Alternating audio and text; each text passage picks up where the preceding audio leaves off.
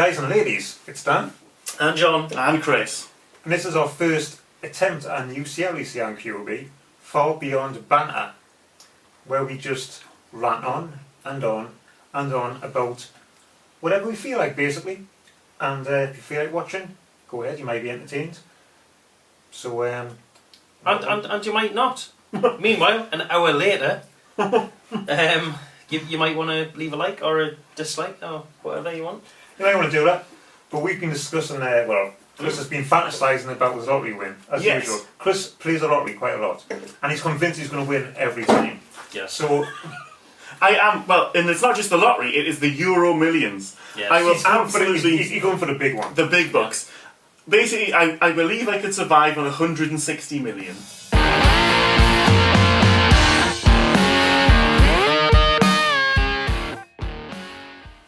Yeah. I think that's okay. Kris only plays on like massive rollovers, to be honest. It's like, Yeah. you'd be like, £12 million? Nah, I haven't got time for that. It's like, that's not worth £2. Exactly. However, today's topic was focused on, in particular, what you would put in your man cave. It's all about the man caves. Mm-hmm. Because this is an integral part of any mansion, along with the swimming pool. To be fair, it's an integral part of any bloke's pad. Yeah, like along with the butler from Tomb Raider. So Dan was telling us very briefly about a guy they've done a job for, who actually has a proper man cave. Full on guitars, amp. Even the kicker. You've got a minibar. The minibar. This is what really piqued Kris's and John's interest, was the minibar. And this is what you got to have.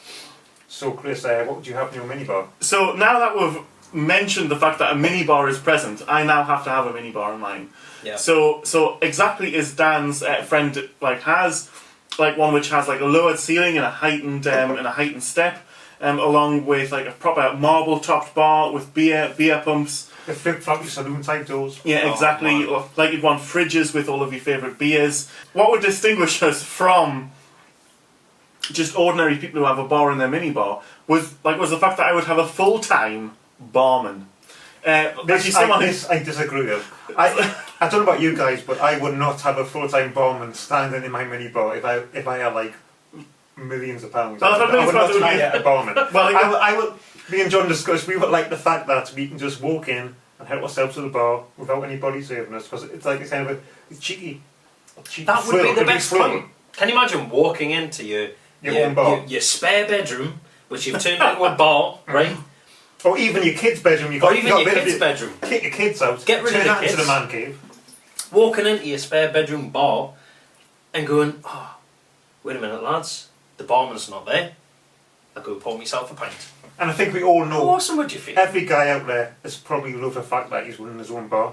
So he would love to be behind the bar himself, serving his friends. However, my idea of having a man named Edward with a proper man-tache, like who was there polishing the glass on the rag. He needs a man-tache. The man-tache. Not one of his woman-taches. Like he was there from my breakfast time all the way through the time I go to bed, just to make sure that I have whatever drink that I would ever require. Like for instance, hi Edward, can I have Baileys on my cornflakes? Why not? Absolutely. That is exactly what you would be doing all day. Yeah. Polishing glasses and wearing them out. To be fair, I mean, if I wanted Baileys on my cornflakes, I would just do it. I wouldn't need Edward to give us it. But can you imagine having the power though to ask? Well, no, demand of your employee. Demand a Baileys on your cornflakes from your employee. That would be fantastic. However, I probably wouldn't do it very often, or else I'd be dead. Yeah, possibly. Anyway, the other thing that I would really like, and the reason I like this is, it's probably the main reason practically every man wants one of these, is a swimming pool, indoor, probably because you saw it in Tomb Raider. That is a dream. I like a nice heated swimming pool, a sauna, a steam room, jacuzzi, all to myself. Do you know what you do? Be like The Sims. No. You combine the bar and the pool. Do you know when you're seeing those... Fucking pool bar. Pool bar. Bar pool. Do you know when you see, and it was like shots of like sort of not necessarily fancy, but you see places like abroad. They've got the bar side of the swimming pool, and they've got the stools in the water. In the water. And you sit in the water while you're drinking. Oh man, can you imagine? Instantly, drink tastes much better when you're sitting half in water. In the same way, triangle sandwiches tastes better than square sandwiches. They do. They absolutely do. I do. Burnt barbecue food tastes better outside. I'd have my swimming pool, my jacuzzi, and my bar all in like a nice self-contained unit. Like the other thing that I'd really like is a proper audio room where I wouldn't have to care about what volume I put my amp at. So like tube amps always sound kind of better when they are when they're cranked. Yeah. Like you get that nice kind of like just like a proper natural overdrive. Yeah. That you don't really get with any other sort of type of amp, but you can only get it when you've got like the master volume cranked, so it's like right on the edge, right on the edge. It's breaking up. It's screaming for life. So Chris, are you hoping to buy a Victorian building? So nobody can hear anything. With walls this thick, you could be like, you've probably got walls this thick, this thick. That's how we think they need to be. You know, the other thing that I'd really quite like is a nice workshop garage. I love that. I already do quite a lot of electrical kind of like little microelectronics kind of stuff, like as a hobbyist. But like I'm also really into like cars and bikes, and I'd like to have like a nice, like a nice workshop and make like a kit car, something like that. Because I think that would be, I think I could see myself doing that sort of thing rather than a real job. You won't be like that fool who built a kit car in his basement. And then, did you not see that? No, I didn't see Some that. dude built a kit car in his basement. It was like a Lamborghini rebuild or something. And he was like, how am I going to get this out of here? Out of the basement. How am I going to get it out? So he got a digger, dug down to the foundations of his building, and cut a hole in the side of his, the basement. I never heard about this. Fantastic. And then when he drove off into the sunset, he crashed. Yes. Roof it over like it's round the corner. His in fucking Walmart or something. His fucking cuntash was in the water.